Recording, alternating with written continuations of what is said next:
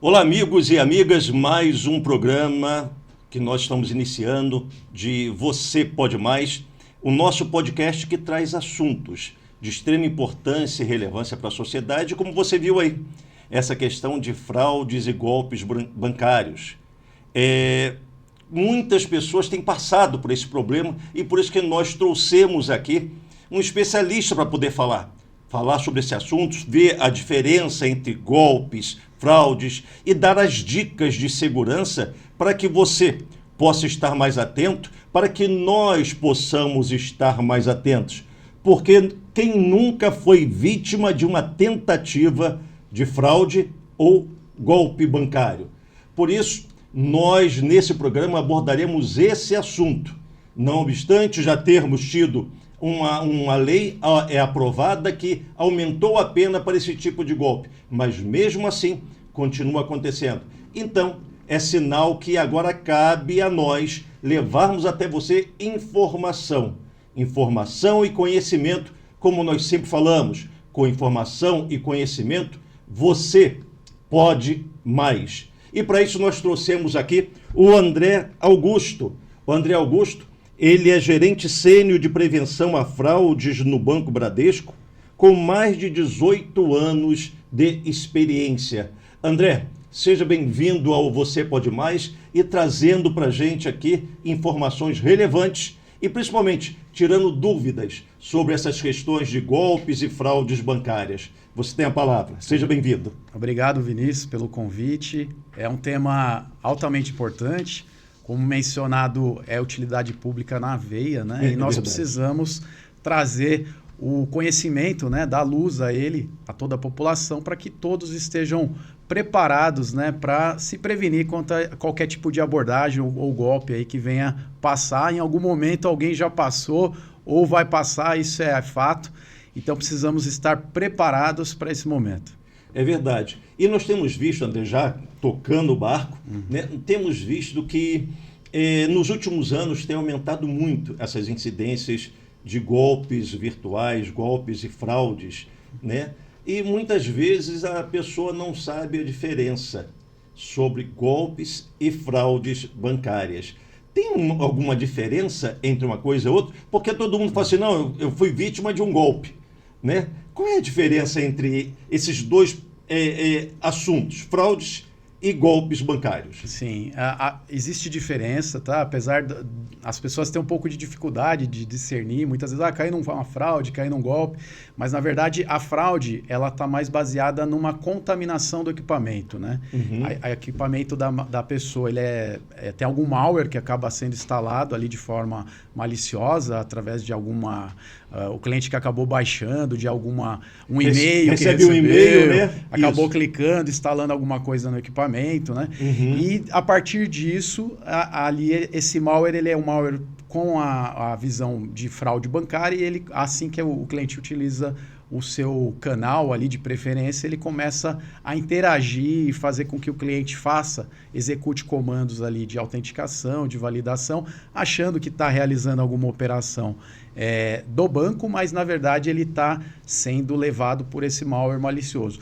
Já a fraude já é um espectro muito mais amplo, né? Onde a gente, até para falar dela, né, a gente precisa voltar um pouquinho e falar assim, por que isso aumentou e escalou de uma forma muito grande aqui no nosso país? Está muito ligado à questão da pandemia, né? Quando nós tivemos ali a Covid-19, teve aquele confinamento por conta da situação crítica, muitas pessoas começaram a ter que utilizar esses meios digitais, né? Perfeito. A pessoa estava acostumada a ir no banco, fazer essas operações de forma física e foram levadas meio que a forceps pelo momento para utilizar ali os seus canais digitais.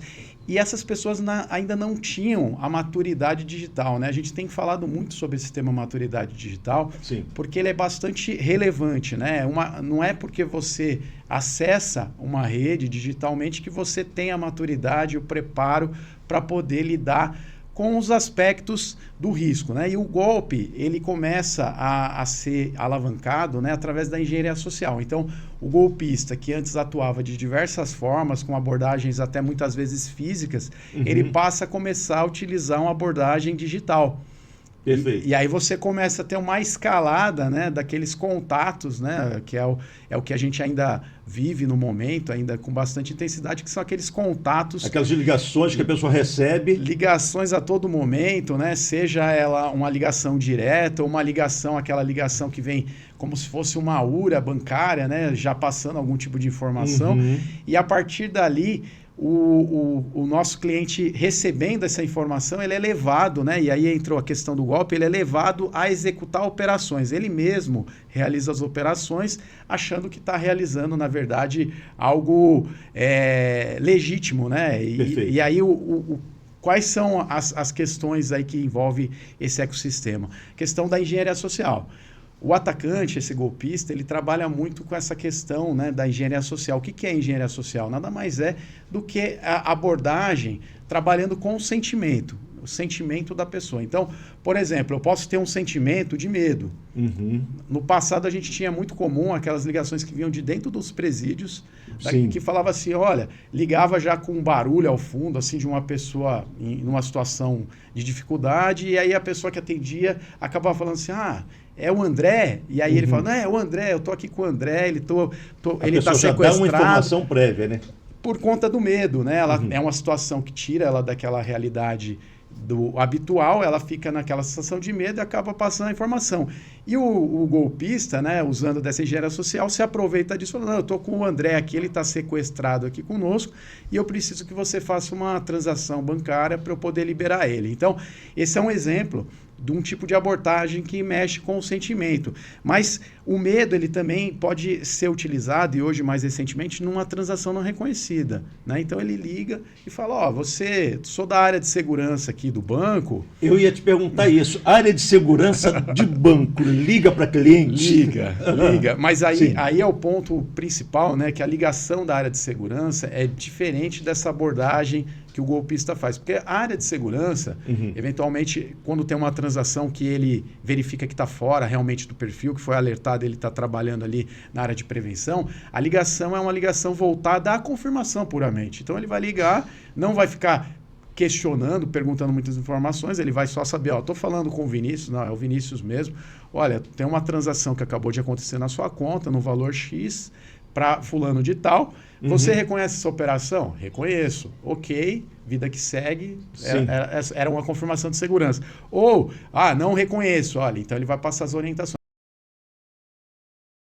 Fazendo um bloqueio preventivo aqui da conta, e você pode procurar a sua agência assim no próximo momento que você tiver a oportunidade. Então ele não vai avançar disso. Eu já passei por essa situação com relação a cartão de crédito, né?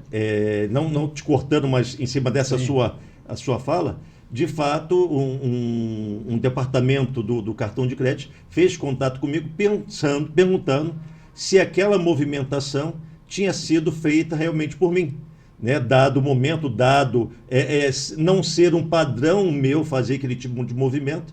E como eu neguei, eles falaram exatamente isso. Seu cartão está sendo bloqueado nesse instante, faça contato com a sua agência para poder restabelecer o seu serviço. Exato. Né? Bem interessante. E a diferença do golpista é que ele vai, ele pode até usar essa primeira abordagem, que é muito parecida com a abordagem de uma área de segurança legítima, mas a partir dali ele vai querer entrar, ganhando a credibilidade, né, da vítima que entende que realmente está falando com o banco, entrar em alguns aspectos que vai favorecer o golpe, né? Então, por exemplo, é muito utilizada a questão olha, teve um Pix aqui na sua conta num valor de R$3.000, foi você que fez? Não fui eu que fiz. E a pessoa já dá aquele estágio de medo, ele avança e fala, olha, para cancelar, eu vou te enviar um link e você precisa fazer isso de forma imediata para que esse valor não seja repassado. O cliente, naquela turbulência do momento, acaba entendendo que é o banco e vai fazer a operação sem perceber que, na verdade, está transferindo para um terceiro, que não tem nada a ver.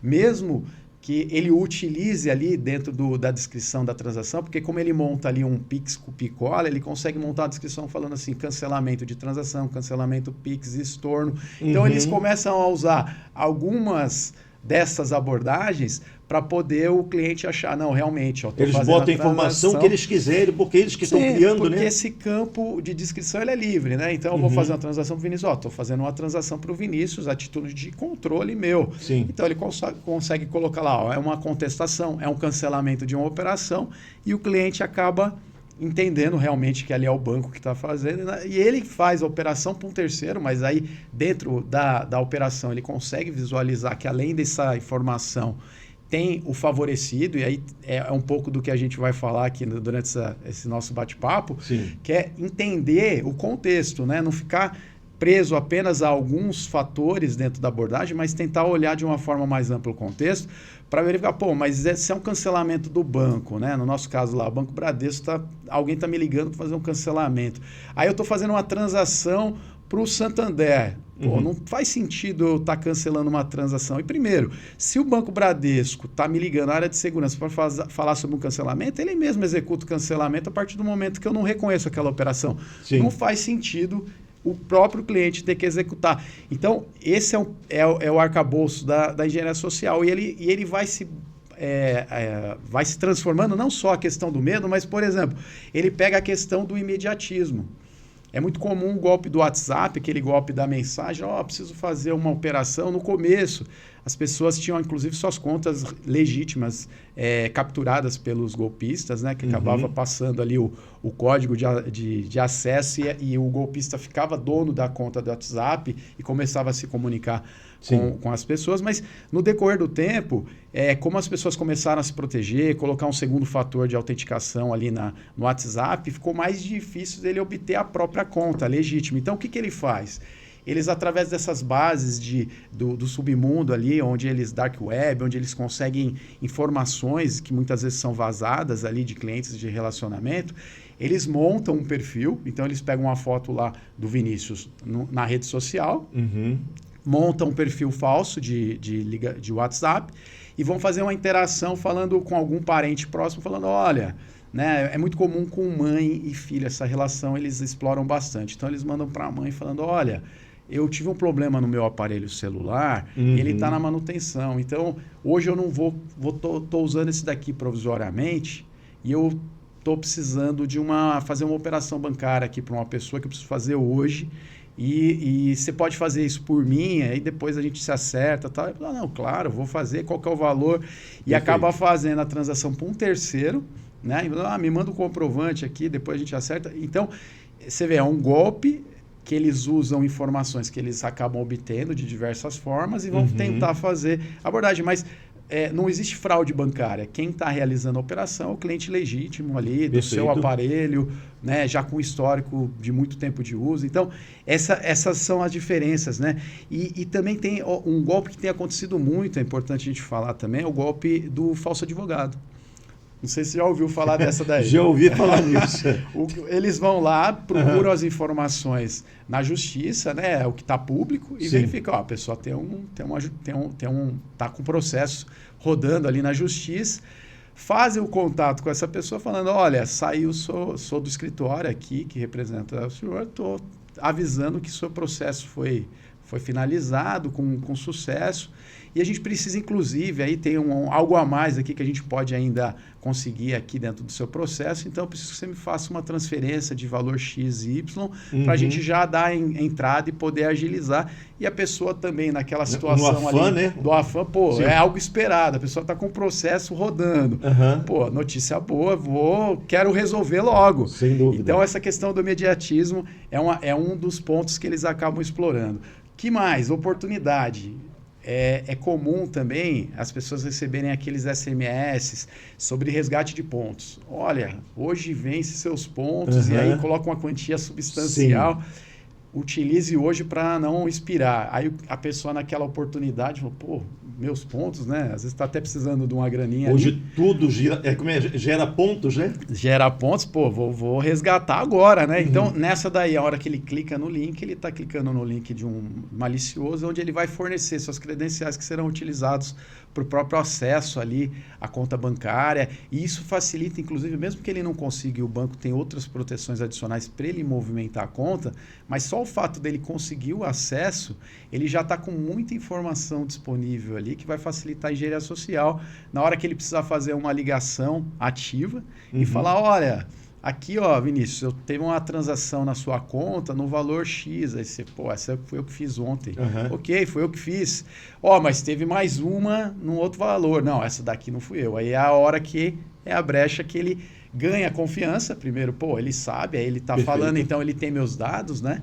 E ele tem meus dados porque o cliente foi vítima de um phishing inicialmente ali, cadastrando ali os dados bancários, e a partir dali ele remete para outras formas de abordagem para que ele possa cancelar ou fazer alguma ação ali, contando com a participação do cliente novamente dentro do golpe, né?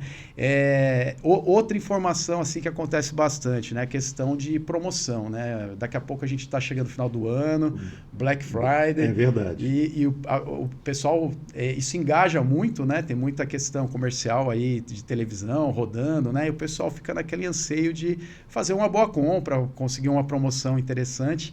E aí acessam a página dentro do Google ali, ou de qualquer outro navegador, faz uma pesquisa e vai vir algumas informações ali.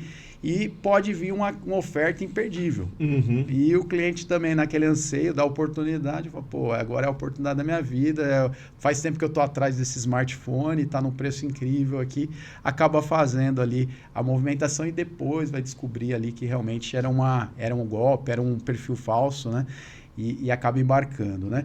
E tem um novo, que é o senso de justiça. Caramba, André, olha, rapaz, esse montão de coisa. Tem. Que isso? O senso de justiça, eles geram uma comunicação para o cliente falando, olha, sua agência e seu gerente está sob investigação.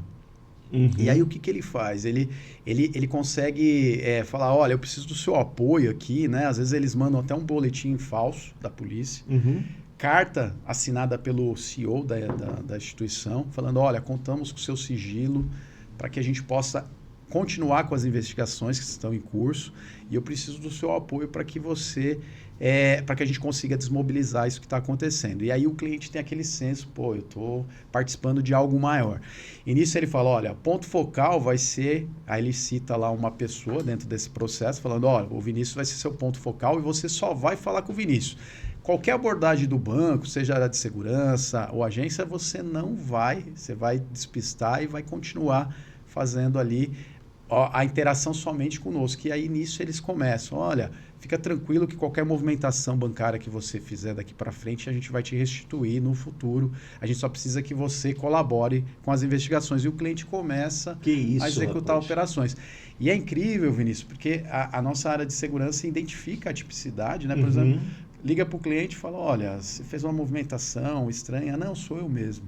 Não, mas do que se trata? Você não está caindo em algum golpe? O que está acontecendo? Mas ele está orientado. Está orientado a não falar nada. E aí ele pega e fala, não, eu estou comprando um imóvel. Pô, mas está estranho, sabe por quê? Você está fazendo diversas movimentações para vários estados diferentes. Isso não é normal numa compra e venda de imóvel, né? Mas o cliente ele fica irredutível e fica fazendo as operações e chega o limite até da gente, cara, tá muito estranho, eu vou bloquear, vou chamar ele na agência para ver se lá na rede física, com o gerente, na abordagem. A gente já chegou até fazer interação até com a polícia, pedindo apoio, para, em alguns casos, tentar falar com a pessoa, olha, provavelmente alguém que está te ligando, pedindo para você fazer isso, para por aqui. Então, você vê, tem uma gama diversa de formas de abordagem dentro desse contexto da engenharia social, né? E o cliente, ele acaba, de alguma forma, sendo fisgado se ele não estiver atento, né? E não estiver preparado para tomar a melhor iniciativa. E uma coisa que eu fico vendo, André, a questão do Pix, né? Com o advento do Pix, maravilhoso, né? O dinamismo para as movimentações. E com relação ao Pix, aumentou muito também essa questão dos golpes que são aplicados sobre os clientes.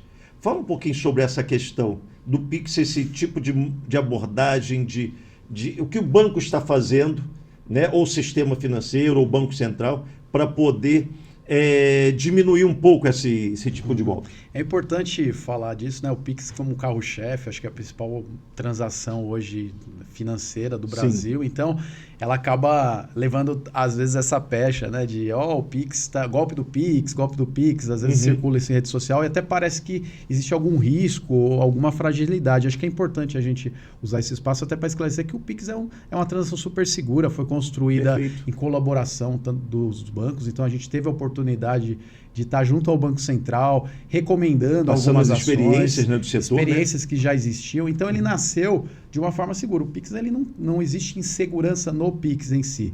Agora, por ele ser a principal transação, ele acaba ficando em evidência. Sim. Né? E o ponto principal, e por que daí você fala, mas por que o golpista prefere o Pix ao invés de outras operações? Pela questão do imediatismo. Ele foi criado para ser uma transação instantânea. Então, o golpista ele sempre vai preferir transações que ele consegue liquidar mais rapidamente. Aí pode ser o Pix, pode ser uma transferência interbancária, né, a TED, pode ser um pagamento de cobrança, que hoje também está com uma liquidação mais rápida. Então, ele se aproveita desse cenário de liquidação mais rápida para utilizar mais esse serviço. Mas o Pix em si é uma transação segura. Né? Agora, qual que é o ponto? Nós, dentro do regulamento do sistema, a gente tem um tempo limitado para poder fazer toda a análise. Então, o Pix, durante o horário principal aqui da grade principal dele, durante o dia, eu tenho até 30 minutos que eu posso analisar. Então, dentro desses 30 minutos, eu tenho que fazer toda a minha análise e tomar ação. Né? Aí eu tenho até como prerrogativa, eu posso reter, né, aquela transação. Sim. Eu não preciso fazer ela de forma instantânea, eu tenho esse tempo de 30 minutos, mas no limite dos 30. Então, o golpista, ele conta com isso. Eu vou fazer a abordagem, vai ser feita a transação. Se o banco não conseguir intervir ou o cliente não perceber que está caindo num golpe e cancela aquela operação, a transação vai ser liquidada. E a partir do momento que a transação ela é liquidada para uma outra conta, existe toda uma dificuldade de poder bloquear, tentar reaver esses valores, porque até por essa dinâmica ele vai replicando, né? A gente chama dentro ali da prevenção de triangulação de transações, que é quando ele vai da conta A, da para B, para C, para D. Então o dinheiro ele vai diluindo e vai dificultando as ações ali das casas, né? Porque nós, entre as casas, nós temos processos ali de poder interagir e poder ser mais ágil para poder bloquear. Então, o outro banco fala comigo, acabou de vir um valor aqui, eu vou lá, já tomo uma ação imediata. Mas a partir do momento que ele vai diluindo o valor, vai aumentando a nossa complexidade para bloquear e diminuir o valor. Mas é importante aqui, né, deixar claro que o Pix é seguro, assim como todas as operações, todas elas contam com um arcabouço de segurança. Os bancos eles têm muita tecnologia, né, e sempre estão investindo milhões aí para manter o sistema seguro. Né? E o Banco Central também. Né? O Pix ele já passou por diversas atualizações, né, de segurança. Então, quando estava tendo muito questão de sequestro, né, era um problema de segurança pública, mas acabava utilizando o Pix por conta da liquidação rápida. Então, o que o Banco Central fez? Um cadastro de um favorecido, onde você consegue ter um limite maior, você precisa fazê-lo em até 24 a 48 horas. Você não consegue fazer instantâneo e já liquidar. Então, são ações importantes que vão diminuindo aquele apelo por aquele tipo de cenário de ataque de coação, porque aí ele sabe que o risco dele é grande, né? Porque ele vai ter que fazer uma abordagem de alguém em vias públicas ali e manter essa pessoa para fazer a movimentação, então um risco maior de exposição do bandido, e ele sabe que o ticket dele de ganho aí pode ser menor. Então, já houveram bastante ações aí, né, pelo tema e a criticidade que merece, né, do próprio Pix, e hoje pode-se dizer que é uma transação muito moderna em relação até ao que a gente já tinha de demais operações bancárias. E um aspecto com relação a essa atuação dos bancos na prevenção, isso que você colocou, André, que a pessoa, para poder fazer um movimento em determinado horário do Pix, ela, para poder fazer um movimento acima do que é permitido, né, pelo Banco Central, ela tem que cadastrar com 24 ou 48 horas antes.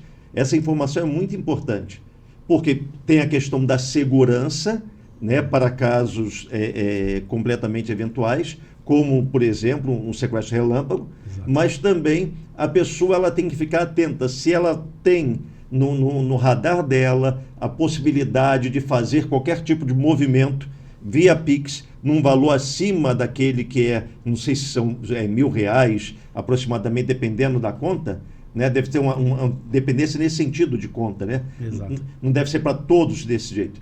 Então, a pessoa ela tem que cadastrar antes para que ela seja habilitada a fazer além daquilo que é autorizado a ela normalmente. Exato. E, inclusive, uma dica importante, às vezes o Pix ele nasceu, tinha uma preocupação inicial do Banco Central, eu acho que isso já está superado, mas ele tinha uma preocupação de que talvez os bancos não estimulassem tanto o uso do Pix, né? Uhum. E ele teve um limite atrelado à própria TED. Então, o limite do Pix ele não poderia ser inferior à TED. Sim. Isso trouxe um risco maior, porque aí você tem limites maiores, né? A TED ela já tem uma cultura de utilização de TED para valores maiores, que nem compra de imóveis, automóveis. Então, ao atrelar, ele acabou tendo uma exposição maior, né? Mas aí o que o cidadão pode utilizar a seu favor? A maioria dos bancos já dispõe do próprio cliente fazer autogestão. Ele pode entrar lá no seu aplicativo bancário e falar, pô, eu tenho, vamos dizer, 60 mil dias de Pix. Pô, mas eu não uso 60 mil, eu não tenho essa necessidade. Vai lá, faz a redução, deixa num limite mais adequado. Ele regula no aplicativo dele. Regula no próprio aplicativo. Então, Sim. Isso diminui a exposição, né? Eu acho que um pouco dessa cultura, da maturidade digital que a gente estava falando, é entender também os riscos, né? É igual o risco, se a gente fizer uma analogia, a segurança física, né? Lá da sua casa, você se preocupa em ter uma porta que tem uma fechadura adequada. Sim. Se você sabe que está tendo muito ataque de arrombamento, você põe uma fechadura adicional, né, uma porta mais reforçada. Então, a mesma coisa no mundo digital é essa questão da cultura do risco também. Então, como é que eu posso me prevenir, né? Porque o negócio às vezes toma uma proporção que aí já não acaba impactando muito a vida do nosso cidadão. Que é aquela de até falar, eu não vou ter mais celular, não vou andar na rua, ou vou ter aquele celular que eu ando na rua. Só que isso acaba impactando muito ali, porque a gente, hoje, você vai fazer uma movimentação em qualquer lugar, tá tudo muito digital. Né? Inclusive promoções, né? Tem muito lugar que te dá um benefício bom para você fazer a transação ali por um Pix, por exemplo, em relação a outras formas de pagamento. E se você deixa de andar com o seu celular, com a conta bancária, você vai ter esse prejuízo ali do dia a dia, né? Então, como é que eu posso fazer de uma forma diferente? Pô, reduz os seus limites, deixa numa forma mais adequada à sua realidade. Isso já diminui a exposição. Se alguém, porventura, for vítima ali de uma coação em vias públicas, pelo menos ele sabe que tem um risco calculado ali daquilo que ele pode eventualmente perder e não além, porque ele estava com os limites default ali, os limites parametrizados no seu padrão. Os bancos em si, né, o Bradesco, pelo fato de você ser um colaborador do Bradesco, o sistema bancário, eles fazem esse trabalho hoje voltado para a conscientização dos clientes em relação, como você bem colocou nessa sua fala, as pessoas muitas vezes, algumas podem pensar assim, eu não vou sair mais com o celular, mas ela está retrocedendo numa era que nós estamos avançando dentro das questões tecnológicas, né? Então, se ela voltar no passado, as coisas para ela não vão caminhar. Mas se o sistema bancário, eu fiz a pergunta, mas acredito, que faça com que seus clientes tenham as informações, tem propagandas, que fale a respeito dessas seguranças que as pessoas têm que ter, ou medidas de segurança que elas têm que adotar, para que elas não possam cair em qualquer tipo de golpe, né? E se cair qualquer tipo de golpe, com essas medidas de segurança que ela já adotou, ela tem ali a chance de aquilo não prosperar. Sem dúvida. A conscientização ela é um pilar importantíssimo dentro da prevenção. Não adianta nada eu ter a melhor tecnologia, eu poder, inclusive, na hora da autenticação, perceber que tem uma atipicidade daquela operação e pedir, inclusive, para o cliente fazer a biometria facial. Quer dizer, é uma transação super segura. Sim. Eu tenho certeza que é o cliente que está fazendo, mas ele está caindo num golpe, está transferindo para um terceiro, num desses golpes que eu citei ali anteriormente. Então, a conscientização, ela tem sido trabalhada e é importante dizer aqui, Vinícius, que houve uma evolução significativa. Antigamente existia um certo tabu na indústria de falar sobre esse tema. Porque havia um conceito equivocado de que quando você fala de golpe, fraude, parece que você tem algum tipo de vulnerabilidade, algum tipo de risco. E na verdade é o contrário. Você precisa falar mais do tema e tem que ser uma agenda recorrente, porque as pessoas acabam se esquecendo, às vezes, de algumas situações, para que o cidadão comece a incutir isso como uma cultura. Perfeito. Então, a gente tem trabalhado muito, assim, o Bradesco lançou no ano retrasado a primeira campanha exclusiva falando sobre o tema prevenção. A gente tem utilizado um calendário de temas assim por sazonalidade. Então, vai ter carnaval, bloquinho. Perfeito. A gente trabalha a didática mais voltada à questão do roubo do celular, do cartão, do golpe da maquininha. Sim. O golpe da maquininha também é um dos grandes problemas. Eu não citei anteriormente, mas às vezes onde tem aglomeração, normalmente é onde o golpista se aproveita ali para fazer o golpe da maquininha. O cara saiu do estádio ali, está empolgado com o jogo, aí o cara está vendendo ali a cervejinha, a água, o cara fala, R$10. Aí o cara vai aproximar o cartão ali, mas não percebe que a máquina está adulterada, que tem a informação não valida. Muitas vezes tem a troca, inclusive, do cartão. Ele insere o cartão, dá na mão do ambulante, o ambulante pega o cartão, tal, devolve outro. Não deu certo, aí daqui a pouco pagar de outro jeito, o cara fica com o cartão e depois começa a fazer operações porque ele viu a senha do cliente. Então, é importante, né, a conscientização, né? A gente falar para o nosso cliente, falar, olha, quando você for fazer uma transação do seu cartão de débito ou crédito, não entrega o cartão, né? Pega uma maquininha, insere você, tem o controle ali do ambiente, verifica. Se a tela não tiver a visualização correta das informações, do valor que você está pagando, não faça. Então, a conscientização, ela é parte fundamental e é o pilar divisor de água que vai fazer a gente ter uma consciência digital que vai impedir o cliente de cair nos golpes. Porque senão é aquilo, a gente evolui tanto nas leis, né? A gente evolui na questão da tecnologia, mas se o cliente ele não tiver noção do risco, né, e das situações que envolve ali o golpe, ele vai vai continuar sendo uma vítima potencial. E tem uma questão, o André, como você está falando de responsabilidades.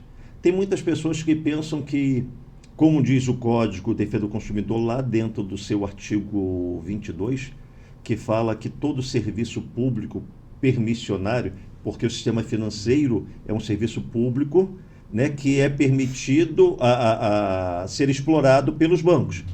Então, esse serviço ele tem que ter a segurança.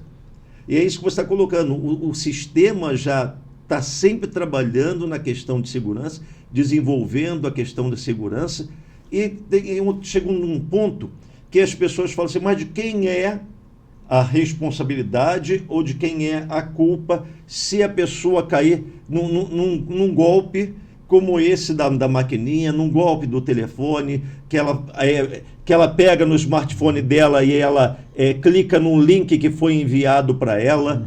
Aí, quer dizer, de quem é a culpa nessas questões? Ou tem uma responsabilidade? Porque também o próprio Código de Defesa do Consumidor fala da responsabilidade do sistema bancário em si, todas as instituições. Também tem o artigo 14, que fala sobre o fornecedor. Ele, no caso, lá no parágrafo 3º, diz que a culpa não é do fornecedor quando ficar provado que o cliente, o consumidor, ele é que teve culpa por não observar algumas questões. Então, entra esse ponto. Como é que o banco trabalha essas questões? Olha, o banco, isso não só no Bradesco, mas todas as instituições, elas possuem áreas especialistas que fazem esse tipo de análise, né? Então, é importante, né, quando ele abre... Então, até algo que eu esqueci de falar do Pix, aproveitar essa resposta para a gente poder complementar. O Pix, ele tem algo muito legal, que é a contestação que o cliente pode fazer no próprio aplicativo. Então, você acabou de fazer uma compra online, aí você pesquisou um pouquinho mais, que poderia ter feito antes de ter feito a compra, e percebeu, nossa, tem um monte de reclamação desse cara, ele provavelmente eu caí num golpe. Ele mesmo consegue entrar e abrir uma contestação desse valor. Perfeito. Isso já é acionado automaticamente a outra instituição de forma eletrônica para bloquear o saldo que tiver disponível e aumentar a capacidade de poder ter uma repatriação do valor. É lógico que vai passar por uma análise lá dessa instituição, até porque do mesmo Tinha jeito aqueles que... 30 minutos, né, para poder fazer, o sistema fazer, né? Tem os 30 minutos e assim, a transação já está lá na outra casa. Então, Aham. a partir do momento que ele aciona lá e abre, chama mecanismo especial de devolução, é o MED, né? Ele abre essa contestação contra a outra instituição, né? O próprio cliente.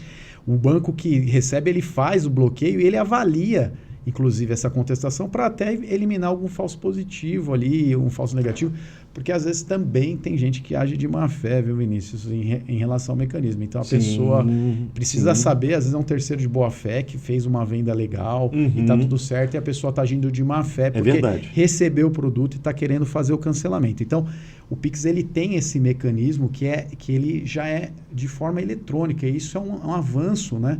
Dentro da interação bancária. Antes, não, ele teria que o cliente ligar para a instituição, fazer o contato com a outra instituição. Então, é um atalho.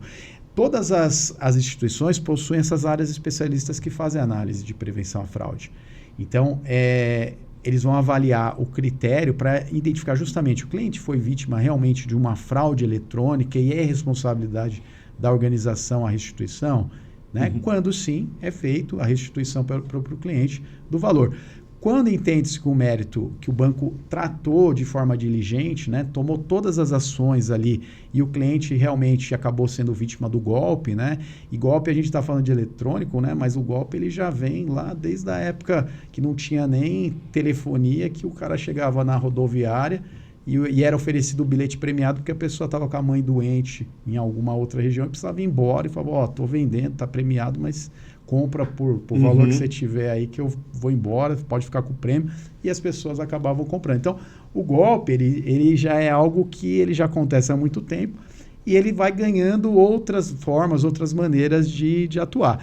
Então, quando a gente identifica que a instituição ela agiu de forma proativa, tomou todas as ações possíveis, mas, infelizmente, o cliente deu ali a continuidade, deu causa, eventualmente o prejuízo acaba ficando realmente para o cidadão. E aí é a parte que a conscientização que a gente estava falando é tão importante. Sim. Porque no final das contas, independente se ficou para a instituição ou para o próprio cliente, esse dinheiro ele é um dinheiro ilícito que vai acabar caindo no crime organizado, e acaba voltando contra a própria sociedade, porque né, com o próprio crime, com o próprio estímulo que eles fazem de patrocínio, por exemplo, é muito comum eles utilizarem esses dinheiros de fraude para patrocinar nas páginas de pesquisa para que o tema dele fique em evidência.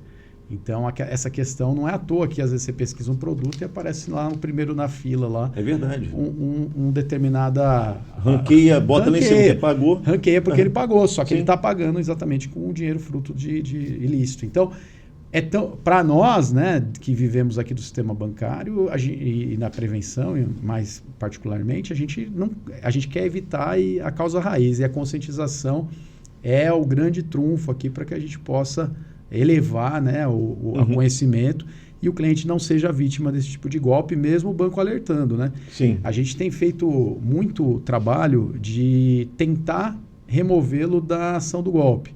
Antigamente a gente fazia esse contato mais no ativo, o nosso analista ali de prevenção tentando falar diretamente com o cliente, mas como o cliente ele está sendo constantemente abarrotado de comunicações de ligação falsa, o próprio cliente não está atendendo mais ligação. Tem cliente que já bloqueou ali e fala, só atendo na minha agenda, qualquer ligação externa eu já não atendo mais. Então, isso acaba inibindo até a gente conseguir fazer ali o contato ativo para poder falar com ele e falar, olha, o que você está comprando, o que você está fazendo? Aí tu fala, estou num leilão aqui, estou participando de um leilão, estou comprando, mas você viu o veículo, você conhece a empresa de leilão, você já visitou... Tem muita facilidade, não conheço. E aí é onde a gente conseguia reverter através do diálogo, falando, olha, se você não conhece, eu acho melhor você parar por aqui. Tenta ter mais informações para depois você finalizar a operação. Então, isso era feito por diálogo. Hoje em dia, ele não atende mais. Então, aumentou a dificuldade de você conseguir falar com o cliente para falar para ele, olha, você pode estar caindo no golpe. Então, o que as instituições têm feito, assim, em regra geral? Quando o cliente está, principalmente nesse golpe da falsa central, que é o principal modus operandi hoje da fraude, né, do golpe, O que a gente faz? A gente sobe na própria aplicativo do banco, quando ele está em ligação, uma mensagem que sobrepõe todo o transacional, falando, olha, cuidado com o golpe da falsa central. Percebemos que você está em ligação, você pode ser vítima desse golpe. Se alguém está te ligando pedindo para fazer algum procedimento, clicar num determinado link ou fazer alguma determinada operação ou cancelamento, pode ser golpe. E aí dá a oportunidade dele falar assim, desistir, né? Perfeito. Ou falar, não, eu confio, né? Pode ser realmente uma ligação legítima. Estou falando com uma pessoa da minha família ali e resolvi fazer a movimentação bancária, eu sei que é legítimo. Dá essa possibilidade para ele decidir. Dele decidir e seguir, né? Né? E no limite ainda, mesmo assim, se a gente entender que está fora do perfil, vai até o limite de subir uma biometria facial para ter certeza que é realmente o cliente que faz. Então, nesse contexto, veja bem, a gente tentou de todas as formas fazer com que o cliente que estivesse num golpe de uma falsa funcionária, ali, de uma falsa central, que ele pudesse desistir e não cair no golpe. Então, são situações onde na análise técnica vai levar em consideração, olha, por mais que eu utilizei todos os métodos possíveis, o cliente deu causa e resolveu assumir esse risco e fazer essa operação. E aí são os casos que não cabe reembolso. Né? Um caso, André, que a gente fica observando, no parlamento, na nossa atuação como deputado, lá na Comissão de Defesa do Consumidor, nós trouxemos uma preocupação para uma discussão sobre o PIX parcelado. Né? Essa é uma realidade que se implementa no nosso país, no que diz respeito à preocupação com crédito, que é feito por um sistema via PIX, para as pessoas que hoje, muitas vezes, não têm qualquer tipo de formação sobre a sua... Como é que eu uso a expressão? Educação financeira. Então, quando se dá, dentro da nossa ótica, como especialista também em direito do consumidor, que o consumidor ele tem uma facilidade, mas ele não teve ainda uma educação, né, adequada para aquilo, isso pode fazer com que essa pessoa entre num superendividamento. Sim. Né? Então, nós no parlamento temos trabalhado em muitas ações. O Banco Central tem feito o trabalho dele, um trabalho de excelência, as instituições bancárias também têm feito esse trabalho de muita excelência, e nós no parlamento, principalmente na Comissão de Defesa do Consumidor, procuramos estar atento a essas mudanças tecnológicas necessárias, são muito bem-vindas, porém com uma preocupação, a questão da preocupação da educação financeira. E onde entra a minha pergunta você que representa uma instituição financeira do tamanho de responsabilidade e credibilidade que é o Bradesco. Tem feito algum trabalho nesse sentido de educação financeira para os seus clientes de uma forma geral? Porque isso hoje é algo, uma inovação tecnológica, mas daqui a algum tempo, esses que não observaram esses detalhes, eles vão estar superendividados, trazendo inclusive para o próprio banco uma questão de não cumprimento das suas obrigações assumidas. Exato.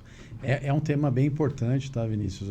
Eu acho que dentro dessa questão dessa educação financeira, né, passa também pela questão do risco do financeiro, né? E aí o risco ele tanto é do crédito, né? O crédito utilizado de forma inadequada, ele traz esse risco, né? Da pessoa acabar entrando numa esfera de endividamento, né? A gente viu aí recentemente, teve até um bloqueio que estavam utilizando até as contas de benefício, né? Aquelas contas para apostas digitais, quer dizer, algo de alto risco, que a própria casa de aposta, ela na sua propaganda, ela deixa claro, e ela é obrigada por legislação a falar, olha, aqui é para diversão, não é algo que você vai ficar enriquecer com isso, né? Então, mas as pessoas, elas acabam, né? A questão do vício, né? Do mesmo jeito que tem aquele risco da maquininha que o cara vai lá no bar, lá, aquela maquininha legal que ele fica jogando e acaba deixando ali às vezes, o proveito dele naquela maquininha, é o risco que tem dessas outras operações que envolvem crédito, né? Então, a educação financeira, né, ela tem que ser falado, o Bradesco, inclusive, tem dentro da sua agenda ali programas abertos ao público de educação financeira e outros temas relevantes para a sociedade, fazendo sua contribuição, mas seria importante também que isso fizesse parte, talvez, da educação, da formação dos nossos jovens, né? Sim. Educação financeira é primordial para a pessoa ter uma vida equilibrada, né? Não acabar se endividando e acabar tendo uma dificuldade ali na vida de forma desnecessária se ela tivesse o aprendizado, que é o que a gente está falando aqui da prevenção à fraude também. Uma disciplina transversal, no caso, né, dentro de aprendizado geral, ou da própria parte mesmo de matemática, que faz parte do currículo desde o início, né, da formação. Isso nós já levamos, inclusive, para o próprio Ministério, né, Ministério da Educação, já levamos para o conhecimento do governo a respeito disso, mas como a questão é mais voltada para municípios, que é o ensinamento de base, voltado para os municípios, se não vier um comando do governo federal para que os municípios possam aderir, não um comando, mas uma orientação, então fica difícil essa abordagem nos 5.670 municípios. Aí nós ficamos basicamente numa situação, a meu ver, como um enxugar gelo, né? Nós trabalhamos, vocês trabalham, e por sua vez as pessoas que não têm uma preparação educacional para que ela possa diferenciar oportunidade de possibilidade, né? Se ela tem, isso aqui é uma grande oportunidade que ela está tendo, promoções, mas ela tem a questão da necessidade e tem a possibilidade para aquilo. Então, é um tripé que, a meu ver, falta muito nas pessoas terem essa preparação, né? É a possibilidade, é a necessidade e também a oportunidade que está surgindo. E isso, muitas vezes, a oportunidade fala mais alto até em detrimento da questão dela de possibilidade de arcar com aquele compromisso. Exato. Até algo interessante aqui que eu lembrei na questão da conscientização. A FEBRABAN, né, a gente tem trabalhado ali em conjunto, todos os bancos também, o tema conscientização. O ano passado teve uma campanha, né, quem conhece o golpe não cai em cilada, era o mote da campanha. Né? Então, ensinando, então ele falava de alguns golpes, né, e de uma forma lúdica, isso circulou em campanha em rede nacional, acho que, e teve uma amplitude bem interessante. E agora ele evoluiu com a temática do não, né? Tá até o Fábio Pochá, que é o personagem lá que foi contratado, né? O ator que faz esse papel, e ele tem algumas cenas de algumas situações de abordagem, principalmente essa da falsa ligação, que eu acho que a pandemia hoje é a falsa ligação. E aí começa do não, né? Pô, você entendeu o golpe, né? Ano passado a gente estava falando, você entendeu o golpe. Agora, se alguém te ligar e falar com uma abordagem que começa a sair do contexto, né? De tudo isso que a gente falou, já diga um não e diga um não, né? Aí ele começa a trabalhar essa questão do não também como uma abordagem. Então, a gente tem trabalhado muito forte nisso, né? Com campanhas individuais, mais campanhas coletivas ali via FEBRABAN, para a gente conseguir ser mais efetivo. Nós tivemos, em 2021, a aprovação de uma lei, a Lei 14.155, que ela trazia uma majoração, um aumento, um agravamento para as penas de fraudes eletrônicas. Tanto na questão do estelionato contra idoso, contra fraude mesmo, golpes aplicados. Eu estou falando de fraude e falando de golpe, que você já explicou para a gente a diferença, mas o consciente, né, ou inconsciente. Golpe e fraude para a gente é a mesma coisa, e tecnicamente não é a mesma coisa. Mas essa lei ela traz o aumento das penas, de pena que antes a pessoa, o criminoso, tinha de 3 meses a 1 ano, ele tem hoje de 1 ano a 4, né? Penas que antes ia até 4 anos, hoje começa de 4, vai a 8. E se é cometido contra idoso, pode aumentar de mais 1/3 até o dobro. Ou seja, esse crime de fraudes eletrônicas, ele pode gerar até 12 anos de prisão, de reclusão, que é a prisão mesmo, regime fechado, para os criminosos. mesmo diante desse cenário do aumento do agravamento dessas penas, a pergunta que faço para você: percebeu-se uma mudança na prática desses crimes, ou é como se não tivesse surtido tanto efeito? Porque nós, parlamento, temos procurado acompanhar, mas infelizmente a gente não está sempre vindo atrás, tentando ajustar algo para que a conduta seja intimidada com a possibilidade da pena ser cumprida. Uhum. Não, primeiro destacar que foi um grande avanço, né? Eu acho que há muito tempo não tinha um avanço nesse sentido, e isso é importantíssimo. Então, assim, a gente entende que não dá para chegar talvez naquilo que seria o mais... O 100% ideal. Mas um começo de algo, de um movimento importante. Então, isso tem que ser destacado. Ainda existe uma certa sentimento de impunidade, né? Mas aí, antigamente a gente pegava, né? Acabava ali a pessoa sendo detida, né? Em alguma ação ilícita, ela acabava... o banco, como parte lá, né, da vítima, ia junto ali nas delegacias, né, representar, mas acabava saindo a pessoa sendo liberada e a gente continuava lá fazendo todo o depoimento. Preenchendo as papeladas. Preenchendo as papeladas, esse sentimento de que não está sendo... Impotência, né? Impotência, de que o cara fala, daqui a pouco eu vou de novo aqui e vou sair pela porta e vai continuar. Então, o agravamento, ele começa em algum momento a incomodar. Em algum momento ele vai se encaixar e vai começar a ter um enquadramento e ter uma severidade maior. Então, esse trabalho, né, e acho que é importante esse trabalho e a sociedade ter essa visão, né, de quanto que isso faz a diferença. Sim. Quanto que isso faz a diferença. Porque não adianta só a tecnologia, não adianta só a conscientização. A gente tem que começar a mostrar para o crime, né, e a gente estava falando agora há pouco, o crime organizado. No final das contas, esse dinheiro, ele vai movimentar um monte de outras coisas ruins, né? O tráfico de drogas, né? Tráfico de pessoas, e por aí vai. A própria violência do dia a dia. Então, esse agravamento das penas, ele começa, em algum momento, a incomodar. E aí eu acho que tem um trabalho aí de acompanhamento para a gente poder continuar tendo esse tema no radar, né? Sim. E vendo qual que está sendo a consequência, né? Tá sendo positiva, ou cabe talvez uma revisão para a gente ter um pouquinho mais de qualificação em determinados cenários, e aí faz parte de um processo que eu entendo que é evolutivo, mas sem dúvida nenhuma um grande avanço. E no tocante a essa questão de segurança bancária, daqui para frente, né, futuro, a era tecnológica, a tendência é avançar cada vez mais. Eu costumo dizer, isso já é notório, que a pandemia antecipou em aproximadamente 10 a 20 anos todo esse advento tecnológico. O que nós teríamos como uma evolução tecnológica para mais 10, 20 anos, como tivemos a industrial no início do século passado. Agora a tecnológica se antecipou por conta desse momento que todos nós vivenciamos, né, em 2020. Quais são as principais dicas de tudo que nós já falamos, que a gente já está chegando aqui no finalmente do nosso bate-papo, André? E dicas de passagem, eu já quero te agradecer antecipadamente, né, a disponibilidade de ter vindo.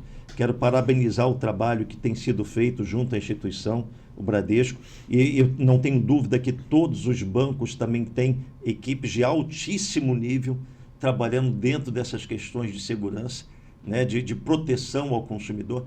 Eu queria que você falasse algumas principais dicas de segurança para o nosso consumidor, para o nosso amigo e amiga que está assistindo o nosso Você Pode Mais. Legal. Obrigado também pelo convite. Sempre importante, né? A gente gosta dessas oportunidades para falar do tema. Importante ressaltar que não existe concorrência nessa área de prevenção. A gente se fala com os outros bancos, tem uma aliança muito forte ali, porque o nosso inimigo comum, né? Temos um inimigo comum, então trabalhamos em conjunto, com inteligência, então cada vez mais com inteligência, inclusive conectando, né? A gente tem projeto Tentáculos que conecta com a Polícia Federal, né? Tem várias ações conjuntas, né? Para a gente poder se reforçar e ter uma briga pelo bem aqui contra esse mal em comum, né? Então, dicas assim importantes, né, de tudo isso que a gente falou. 80% hoje do que acontece é golpe, não é fraude. Então, assim, lógico que o cliente continua tendo preocupação de ter uma máquina limpa, uma máquina onde ele usa software legalizado, porque não tem jantar de graça. Eu instalei lá o piratão, né? Pode vir alguma coisa junto ali, né? Um cavalo de Troia, algum outro tipo de malware que vai se voltar em algum momento para uma fraude eletrônica, né? Sim. Mas, além dessas preocupações com a máquina, a preocupação com a abordagem. Muito do que a gente falou aqui é sobre abordagem, né? A questão da exploração ali dos sentimentos, né? Então, tá atento, ter cabeça fria, né? Olhar ali para as interações, né? Não tomar nenhuma ação precipitada, tentar racionalizar melhor ali o cenário, ver se faz sentido, né? Um pouco desse conhecimento que a gente trouxe. Cuidado com o compartilhamento de senha, anotar senha. Às vezes a gente tem dificuldade, muitos acessos, né? Muitas senhas. O Vinícius, como deputado, tem senha para voto, tem senha para tudo, pessoal. pra tudo. Então, assim, você fala assim, vou usar a mesma senha, né? Tem um risco, né? Eu sei que tem a questão do trade-off aí do risco versus a usabilidade, mas são riscos que a gente vai começando a ver. Eu não vou anotar isso num bloco de notas. Se alguém pegar meu celular e tiver desbloqueado, fizer uma pesquisa senhas... É verdade. Quem fizer isso está no salvo. Já sabe e já consegue ter um acesso facilitado. Então, são ações que a gente vai tendo no dia a dia. Segundo fator de autenticação, rede social, né? O pessoal, rede social, tem muita gente, hoje tem um microempreendedor ali que ele usa a rede social dele, é o Provento, é onde ele se vende, né? Ele tem ali o Instagram, onde ele mostra ali o trabalho dele, onde ele faz a comercialização. Se ele não tem um segundo fator para proteger a conta dele, alguém vai pegar a conta dele e daqui a pouco está fazendo campanha do Tigrinho, campanha da rifa, não sei do quê. Por quê? Porque faltou uma proteção adicional ali que impediria de alguém ter acesso à rede social. Então, não é só uma questão bancária, vai muito além. Né? Depois, vou me preocupar com a minha rede social, coloca lá um segundo fator, na maioria delas já existe essa possibilidade de você colocar mais um fator de autenticação, podendo garantir um acesso mais confiável, né? Não confie em contatos, infelizmente, né? Hoje a Bina, né? Por mais que você tenha salvo ali no seu telefone, às vezes vem lá de forma autenticada, né? Aquela pessoa, porque está salvo, mas a ligação não é uma ligação de telefonia, é uma ligação muitas vezes chama spoofing, é uma técnica que ele consegue emular qualquer telefone. Então, eu consigo receber uma ligação tua, né? E vai aparecer para mim, porque eu vou ter o contato salvo lá, o deputado Vinícius Carvalho está me ligando, mas, na verdade, não quer dizer que seja uma ligação por telefonia. Ele está fazendo via VoIP, usando essa técnica de spoof. Então, infelizmente, não dá para falar, confie na ligação autenticada. Não. Tenha sempre me ligou, eu conheço o Vinícius, conheço a voz. Mas mesmo assim, como a gente está entrando numa era de inteligência artificial, daqui a pouco... A voz... Vinícius é uma pessoa pública, eu posso pegar a voz dele em algum discurso, no Pode Mais aqui, vou pegar a voz dele, vou sintetizar e vou fazer uma ligação se passando pelo Vinícius pedindo alguma coisa. Né? Isso acontece muito em doações também. Sim, às vezes acontece. Não é? No WhatsApp, eu passo no WhatsApp, a gente aparece lá no nosso WhatsApp para os outros solicitando doação, alguma coisa. Exato. Então, assim, tem que ficar atento, tem que pegar e ter um cuidado. Vai fazer compra, vai chegar Black Friday, cuidado, vai em sites confiáveis, verifica a reputação, faz lá a análise, lá uma pesquisa, não vai levar 5 minutos, verifica lá no Reclame Aqui, verifica em outras plataformas que prestam esse tipo de serviço, fala, esse realmente é um vendedor confiável. Existe hoje e-commerce também com plataformas com venda segura, que garante a entrega e só libera a mercadoria a partir do recebimento. Então, são cuidados ali, né, que são importantes no dia a dia. Tem um serviço do Banco Central, inclusive, Vinícius, que chama Registrato. Não sei se você já ouviu falar do Registrato. Não. O Registrato é uma plataforma do Banco Central que você acessa com o Gov, senha do Gov ali, autenticação Gov, e lá você consegue ver contas bancárias no seu nome. Então é importante as pessoas terem a cultura de vez em quando vai lá no Registrato. Tem as contas que estão aqui no meu nome, eu reconheço todas essas contas. Tem alguma conta nova que eu não reconheço? Espera aí, se tem uma conta nova, já faz acionamento à outra instituição. Alguém pode ter conseguido abrir uma conta ali mediante falsidade ideológica e daqui a pouco a pessoa vai ser surpreendida ali com um SPC Serasa, um problema ali de crédito, por conta de um crédito que alguém numa conta dessa pegou e acabou utilizando de forma e deixou a dívida lá no nome daquela pessoa. Então, o Registrato é uma ferramenta importante, inclusive ele mostra a chave Pix cadastrada, ele mostra a questão dos empréstimos que o cliente tem. Então, é um serviço do Banco Central disponível e que pode ser utilizado no dia a dia para também o nosso cidadão ter o cuidado de administrar o seu CPF. O CPF teve recentemente também uma mudança, que o CPF agora você pode bloquear ele para abertura de empresas, né? Então, eu não quero que abra uma conta nesse CPF. Você vai lá, faz o bloqueio. Se eventualmente você precisa fazer realmente uma abertura, você desbloqueia momentaneamente. Então, são ações... Sim. Pode parecer assim, pô, mas vai dar trabalho, mas o trabalho muito maior é quando você é vítima de qualquer situação dessa, que você tem que provar que não é você, ou que você teve um prejuízo e que acaba não sendo ressarcido. Né? Todo esse desgaste é muito maior do que essas ações preventivas que vão preservando ali o cliente de ser vítima de golpes. E são atitudes simples que a gente vê, o André, que muitas vezes a pessoa ela passa horas na frente de um computador, de um smartphone, vendo um montão de coisa de interesse dela, que ela poderia colocar na sua rotina, já que faz isso, pesquisar algo que possa diminuir esse risco de golpes. Né? Como você está colocando, esse do registrato do Banco Central, eu desconhecia completamente.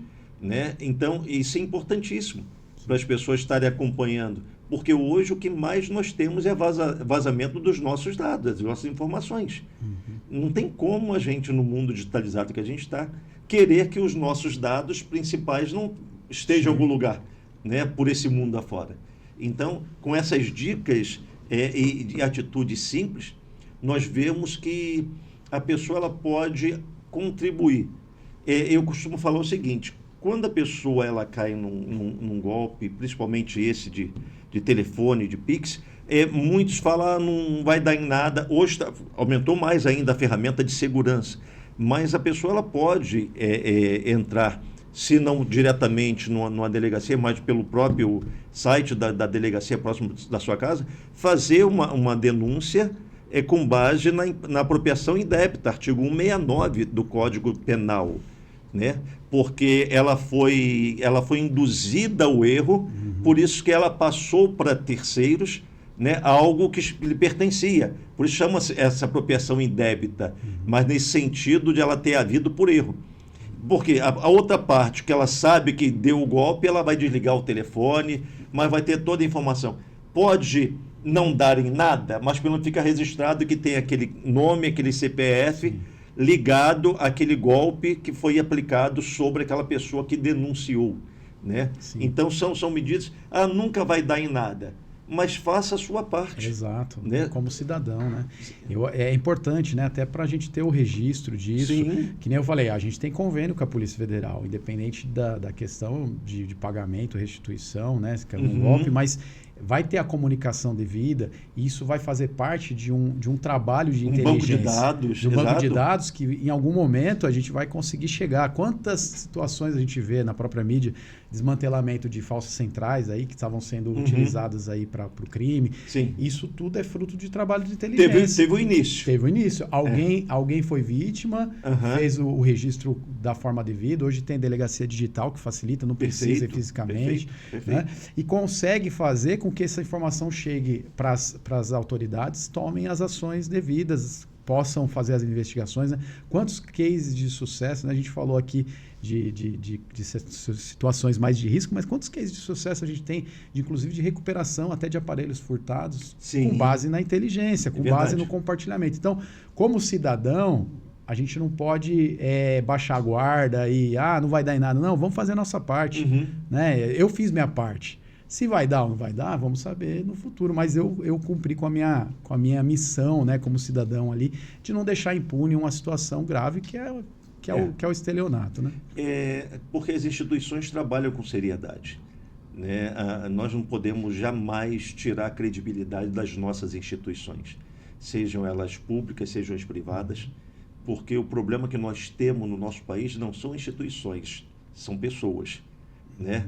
Eu costumo dizer, parafraseando o saudoso professor João Ubaldo, ele falava que o problema do Brasil não é no mundo de forma geral, mas no Brasil, no nosso caso, não são as instituições, é a matéria-prima. Somos nós quanto essência. Né? Então, se cada um de nós fizermos a nossa parte, darmos crédito a quem tem crédito, denunciarmos aquilo que a gente sabe que precisa ser denunciado, certamente essa rede do bem ela vai aumentar. Né? E, finalizando, já chegando aqui ao final mais uma vez, que mensagem você deixaria, o André, você como especialista nesse setor de segurança do banco, de instituição financeira, sobre confiança e cuidado que o cliente ele tem que ter no que diz respeito a essas, para se prevenir contra esses golpes? Eu acho que a mensagem principal é essa positiva, né? Eu gostaria de terminar com essa positividade de que a gente faz parte de algo muito maior, né? Do que essa questão do golpe, né? Tem muita gente trabalhando contra, mas tem muita gente do bem trabalhando a favor para que a gente consiga ter uma sociedade que seja correta, justa. Então, assim, colabore. A gente às vezes perde tempo, né? Mandando mensagens que às vezes não agregam, né? Ali no dia a dia. Pô, recebeu alguma coisa ali de conscientização, que fala sobre o tema, pô, compartilha. Compartilhe, é a rede do bem, vamos fortalecer a rede do bem, vamos falar, vamos, né, aquela visão. Às vezes a gente é bombardeado, o negativo ele acaba tendo um peso maior do que o positivo, a gente acaba sendo bombardeado e parece que está muito ruim, mas na verdade não. Tem muita coisa boa sendo feita, né? É verdade. Então, se a gente começar a trabalhar no bem, cada um assumindo, né, seu papel, né? Como a gente tem os nossos representantes aqui, o Vinícius é nosso representante lá no Legislativo, que bom que tem essa preocupação com o tema, que está levando lá, que está fazendo um trabalho junto com os colegas para endurecer as leis. Então, eu como cidadão lá vou fazer minha parte também, né? Perfeito. Eu como profissional da segurança vou também estar sempre de olho e acompanhando para poder fazer isso da melhor forma, fazendo as trocas positivas. Então, tudo isso vai colaborar para que a gente tenha um ambiente melhor, né, para todo mundo, né? E desestimulando, né, a prática do ilícito, né? Então, no final das contas, a gente quer isso, né, que as pessoas estejam movidas para o bem e não para se beneficiar aí do prejuízo alheio, que é muito triste, né, quando a gente vê ali uma pessoa que tem... É uma violência. É uma violência tremenda você juntar aquele dinheiro, todo o sacrifício, e aí você vê seu dinheiro acabando indo embora ali por uma fração de segundo, uma abordagem que você não estava preparado. Então, a gente foi forçado a entrar para esse mundo, ele já é realidade, não tem mais como fugir dele. Então, como é que eu começo a interagir nele de forma segura, de forma positiva, para eu não ser vítima, né, de qualquer tipo de abordagem e poder, ao contrário, né, quando for receber esse tipo de contato, alguém te abordar ali, você perceber que está um contexto estranho, na dúvida, encerra, finaliza e tenta o contato ativo com a sua instituição. Esse é o melhor caminho. Eu acho que se todo mundo fizer e praticar isso, a gente começa a inibir na causa raiz ali e desestimular, porque se ele não estiver tendo sucesso, por si só ele vai desestimular ali o contato fraudulento. Então, obrigado pelo convite, Vinícius. Muito bom, fico sempre à disposição. Super interesse de falar sobre esse tema aí, que aflige tantas pessoas aí, né, de suma importância. Valeu. Bem, recebemos aqui o nosso André Augusto, gerente sênior de prevenção de fraudes no Banco Bradesco.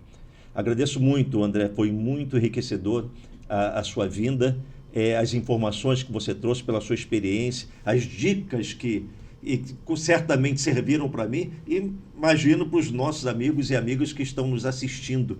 Isso é muito importante, porque esse é o papel do nosso podcast. Nós falamos aqui que você pode mais.